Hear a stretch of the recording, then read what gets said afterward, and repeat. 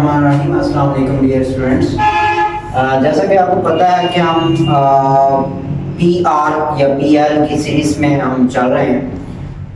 तो आज हमने वो उसके बारे में पढ़ा था कि स्टेट स्ट्रोकों के साथ एक इनिशियल हुक थी, पी आर के लिए एक डिफरेंट थी और पी एल के लिए डिफरेंट एक हुक थी, लेकिन वो स्टेट स्ट्रोकों के साथ थी।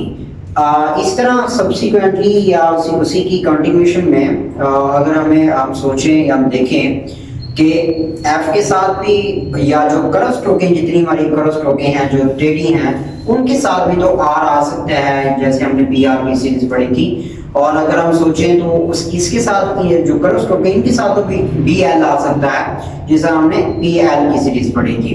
तो इनके लिए थोड़ा सा डिफरेंट उसने हमें मैकेनिज्म बताया कि जब हम कर्व स्ट्रोकों के साथ पी आर सीरीज बनाएंगे, पी आर सीरीज, तो एक डिफरेंट हम स्टाइल से बनाएंगे। हम फिर जो हमने पी आर के लिए पढ़ा था कि हम एक इनिशियल क्लॉकवाइज एक हुक बनाते हैं, स्टार्ट पे एक क्लॉकवाइज हुक बनाते हैं जो पी आर को या पी आर सीरीज पूरी को रिप्रेजेंट करती है।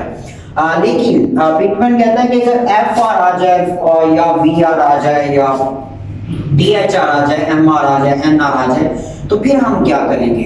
तो इन कर्व स्ट्रोकों के लिए जो सीरीज है आर की है या जो एल की है, इनके बारे में बताता है कि जब हम एफ के साथ या जो दूसरी कर्व स्ट्रोक के साथ हम आर लगाएंगे, तो हमने ये इम्तियाज नहीं रखना यहाँ पे कि हम इसको एंटी क्लॉकवाइज बनाएं या क्लॉकवाइज बनाएं। तो यहाँ पे हम सिर्फ एक चीज का ख्याल रखेंगे कि जो कर्व स्ट्रोकें हैं उनके साथ जब हम आर की हुक बनाएंगे, तो हम एक छोटी हुक बनाएंगे जो अंदर inside the curve stroke we make a small initial hook inside of the all curve strokes। जितनी भी हमारी कर्व स्ट्रोकें हैं उनके साथ हम एक स्मॉल साइज की, छोटी साइज की हम एक हुक बनाएंगे जो F R, V R, D H R, M R, N R वगैरह वगैरह जितनी भी हमारी कर्व स्ट्रोकें हैं उनके साथ आएगी, S H R, G R, तो उनके लिए और उनको रिप्रेजेंट करेंगे। फॉर एग्जांपल अगर हमने एफ आर बनाना है तो जस्ट हम ये बना देंगे। तो फिर यहाँ पे हमने ये इम्तियाज नहीं रखना, ये लिहाज नहीं रखना कि हम इसको एंटी क्लॉकवाइज बनाएं या क्लॉकवाइज बनाएं।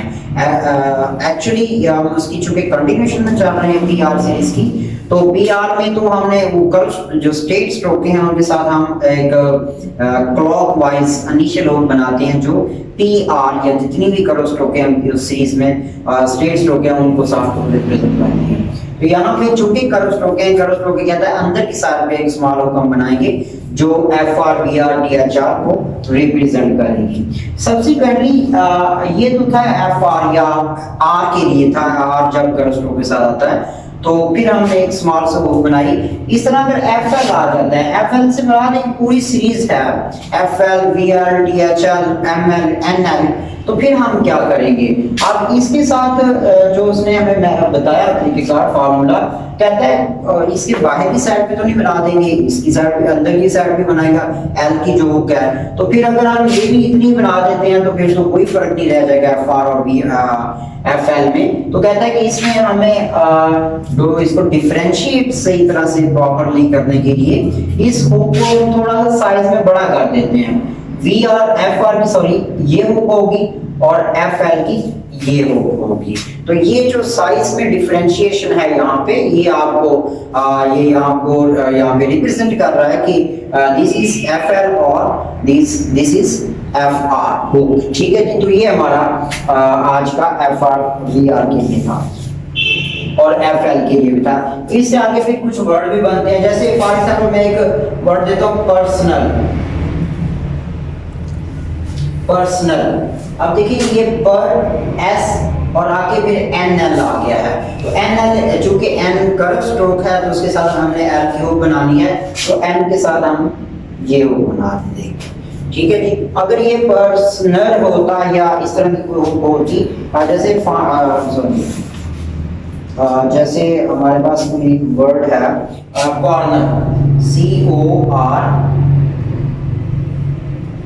CORNER, कॉर्नर, तो और नन। अब इसमें इस हुक में और इस हुक में काफ़ी डिफरेंस है। तो यही डिफरेंस हमें बता रहा है कि एक आर की हुक है जो स्मॉल हुक होगी, वो आर की हुक होगी, जो बड़ी हुक होगी वो एल की हुक होगी।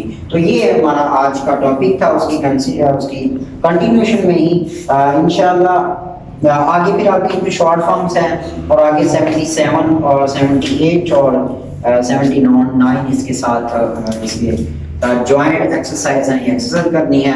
कल तक के लिए को इजाज़त दीजिएगा। अल्लाह हाफ़िज़।